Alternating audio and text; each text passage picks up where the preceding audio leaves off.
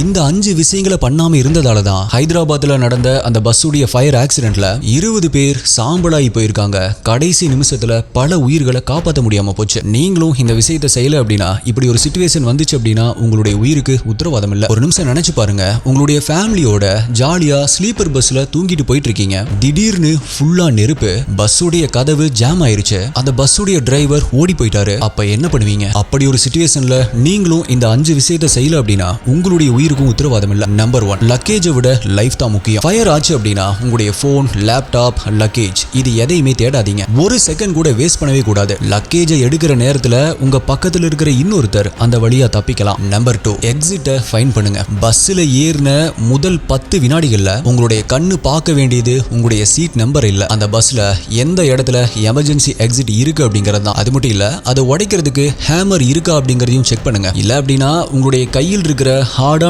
ஆப்ஜெக்ட்டை just ஞாபகம் வச்சுக்கோங்க. Number 3, smoke. புகை தான் இங்க மிகப்பெரிய வில்லன். ஏசி பஸ்ஸஸ் தீப்பிடிச்சு எரியும் பொழுது அதிலிருந்து வர்ற ஸ்மோக், அதிலிருந்து வர்ற புகையில தான் டாக்ஸிக் கேஸ் ரொம்பவே அதிகமா இருக்கும். சோ அந்த நேரத்துல உங்களுடைய மூக்கு மற்றும் வாய் பகுதியை ஈரமான துணியை வச்சு மூடிக்கணும். அந்த நேரத்துல ஈரமான துணிக்கு நான் எங்க போவேன் அப்படின்னு கேட்டீங்கன்னா, நீங்க போட்டிருக்கிற டி-ஷர்ட் இல்ல அப்படின்னா உங்களுடைய துப்பட்டா, அண்ட் நீங்க குடிக்கிறதுக்கு ஒரு பாட்டில தண்ணி வச்சிருப்பீங்க இல்லையா, அதை வச்சு அதை நனைச்சிட்டு அதை உங்களுடைய மூக்கு மற்றும் வாயை கவர் பண்ற மாதிரி மூடிட்டு கீழே குனிஞ்சு தரையோட தரையா நகர்ந்து வெளியே போகணும். பிகாஸ் புகை எப்பொழுதுமே மேல் நோக்கி தான் போகும். அப்படிங்கறதால இப்படி கீழே போனீங்க அப்படின்னா புகை உங்க மூக்குக்குள்ள போறது கம்மியாகும். நம்பர் 4, டிரைவரை நம்பாதீங்க. ஐ மீன், அவங்க ஹெல்ப் பண்ணுவாங்க, அவங்க வர்ற வரைக்கும் நம்ம அப்படியே இருக்கணும் அப்படின்னு நினைக்க வேண்டாம். உங்களுடைய உயிரை நீங்க தான் காப்பாத்திக்கணும். ஃபைனல் பாயிண்ட், நீங்க ஒருவேளை இந்த ஸ்லீப்பர் பஸ்ஸஸ்ல அப்பர் டெக், லோயர் டெக் இந்த மாதிரி 2 டெக் இருக்கும். அதுல நீங்க அப்பர் டெக்ல இருக்கிறீங்க அப்படின்னா அங்கிருந்து கீழே இறங்கி டோர் பக்கம் வர்றதுக்கு பதிலா அங்க இருக்கிற விண்டோவை உடைச்சு